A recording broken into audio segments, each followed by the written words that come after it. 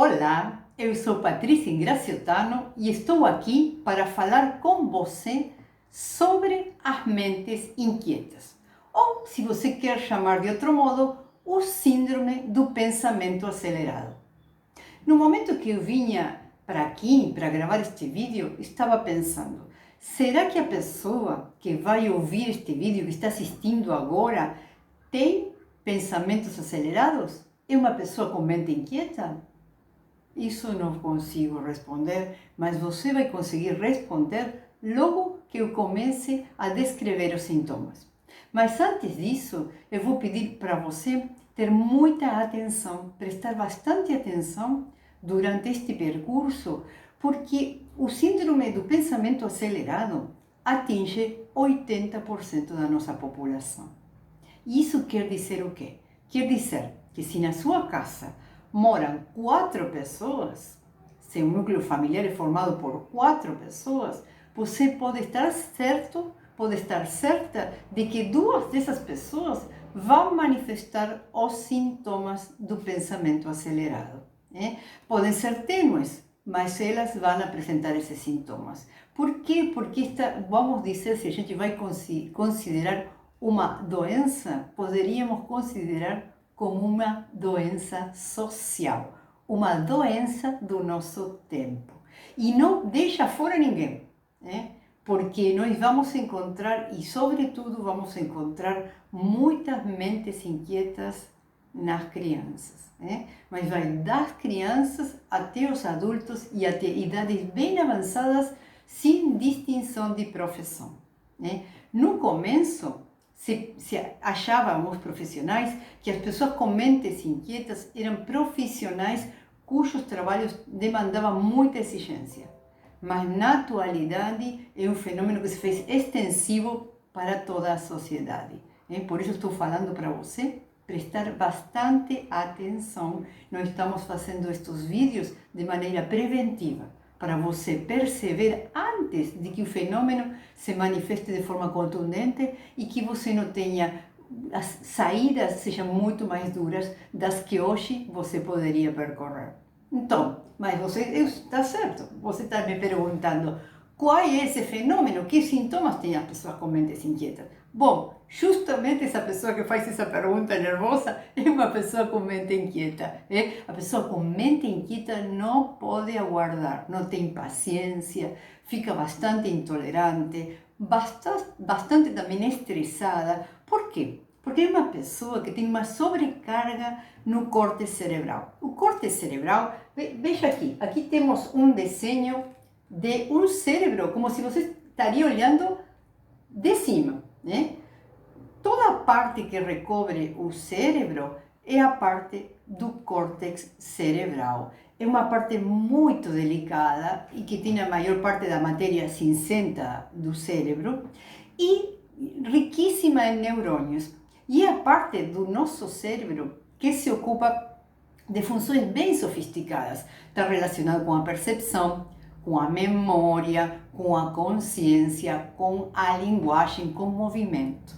Então, quando se sobrecarrega essa área do corpo, quando se sobrecarrega essa estrutura que fica hiperestimulada, fica uma sobrecarga de trabalho e uma sobrecarga de energia. Ou seja, que a pessoa com pensamentos acelerados ou com síndrome de pensamento acelerado vai trazer a queixa de que está sentindo uma falta de energia física. E justamente por quê? Porque toda a energia dela, toda a sua energia vital vai estar localizada no córtex cerebral.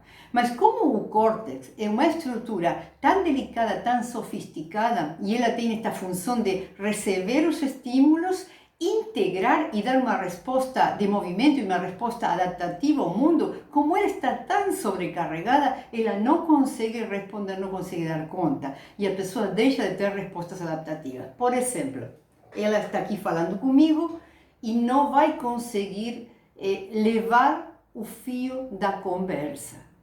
Ela vai, no meio da conversa, ela vai... Oi, esqueci o que estava te falando... Ela vai ter outro pensamento, seu olhar vai ir para outro lado. Por quê? Porque vai estar pensando, mesmo que não fosse de forma totalmente consciente, vai estar pensando em tudo aquilo que deixou de fazer, o que deveria estar fazendo no momento que está falando comigo, no momento que está assistindo este vídeo. Estou olhando, ai, também gostaria de tomar um café, comer bolo, ai meu Deus, que vou cozinhar amanhã, o exame que eu tenho que tomar na faculdade, ou rendir na faculdade, o trabalho que eu tenho que entregar na empresa. É uma mente que não para.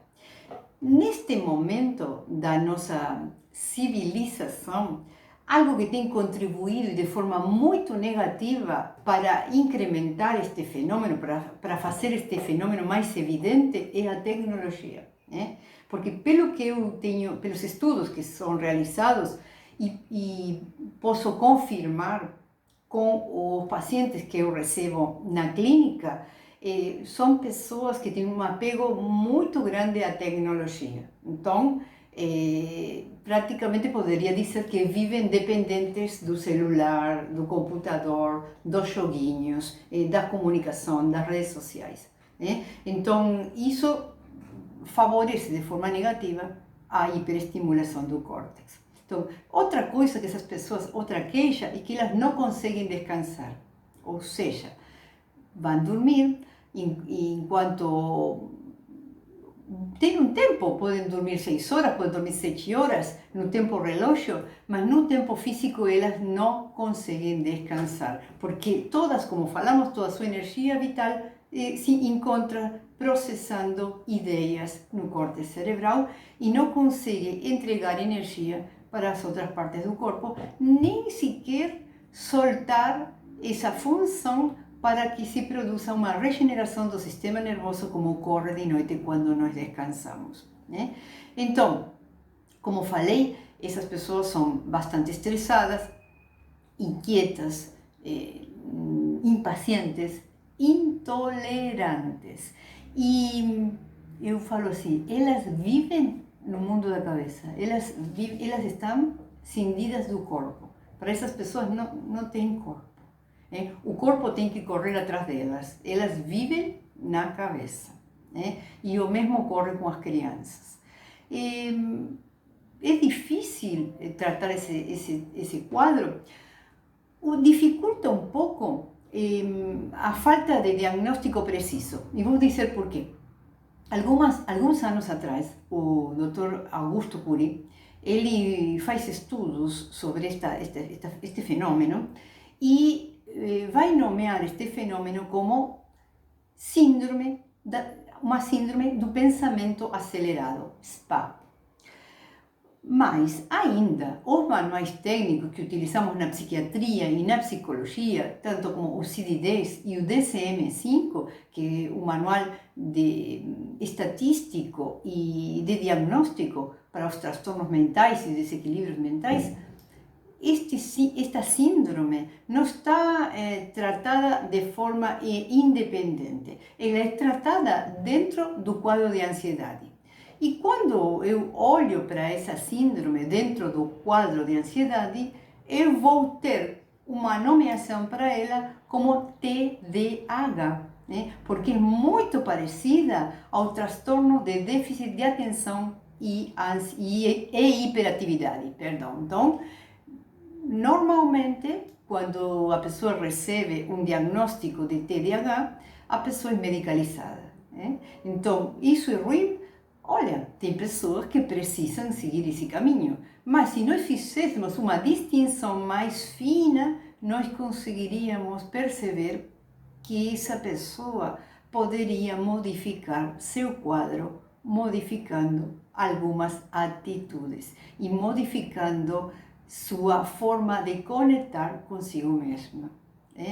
E por que estou falando isso? Porque no transtorno de déficit de atenção e ansiedade, muitas vezes, quando nós exploramos, vamos encontrar uma origem, uma causa, dentre tantas, biológica, onde nós encontramos uma deficiência, um desequilíbrio metabólico. Mas quando nós exploramos o síndrome do pensamento acelerado, nós vamos encontrar mais, olha, salta à vista como a pessoa que sofre desse problema ela foi construindo os sintomas através de um longo tempo, né? Então, nós observamos que são os hábitos dessa pessoa, os apegos dessa pessoa e a forma de conexão consigo mesma que levaram ela até esse lugar. E como levaram ela até esse lugar, da forma como ela construiu, nós podemos desconstruir, né? E isto é fácil, Patri? Olha, eu vou dizer, o mais difícil é a decisão, a honestidade. A pessoa tem que se fazer a pergunta, eu estou ciente do meu desequilíbrio? Por que estou falando isso? Porque a pessoa é tão acelerada que durante muito tempo ela vai encontrar os problemas no mundo fora. Então, eu estou ciente do meu desequilíbrio? Eu consigo perceber esse desequilíbrio em mim? Seria a primeira pergunta. A segunda pergunta que eu faria para essa pessoa seria: estou disposto a trabalhar para desconstruir aqueles hábitos que me levaram até esse lugar? Segunda pergunta. E a terceira pergunta, e é muito importante: eu estou disposto a fazer um jejum de tecnologia? Então, seriam as três perguntas básicas.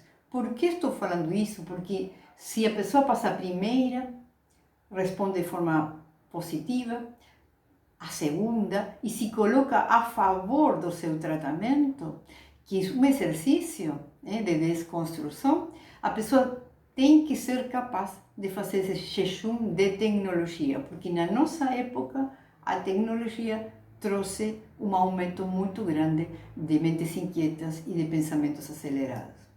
Responda com honestidade e na próxima semana, se você sente que está dentro da proposta, vem conosco.